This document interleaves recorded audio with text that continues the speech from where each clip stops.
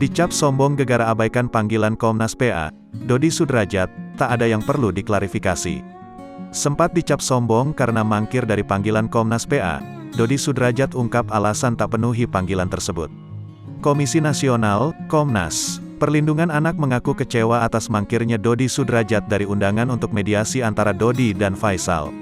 Sebelumnya, ayah mendiang Vanessa Angel itu dijadwalkan hadir di kantor Komnas Perlindungan Anak pada Sabtu, tanggal 15 Januari tahun 2022 kemarin.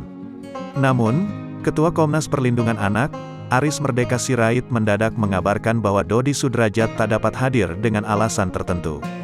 Terkini, Dodi Sudrajat akhirnya mengungkap alasan menolak mediasi dengan Komnas PA. Rupanya, ayah mendiang Vanessa Angel itu merasa tidak ada hal yang perlu diklarifikasi lagi dari dirinya. Sebenarnya saya enggak mau datang, saya sudah was sama Bang Aris Sirait. Saya bilang ke Bang Aris kalau saya tidak datang ke sana karena tidak ada yang perlu diklarifikasi lagi, tutur Dodi Sudrajat dikutip tribunstyle.com dari kanal YouTube Selok Oncam News, Minggu, tanggal 16 Januari tahun 2022. Selain itu, mertua mendiang Bibi Ardiansyah itu juga tidak mau melakukan mediasi untuk urusan perwalian Galaskai ini dengan Komnas PA. Menurutnya, mediasi dari pihak Pengadilan Negeri Jakarta Barat sudah cukup. Karena mediasi ini sudah dilakukan pihak Pengadilan Negeri Jakarta Barat, jadi tidak harus mediasi lagi, ungkap Dodi Sudrajat.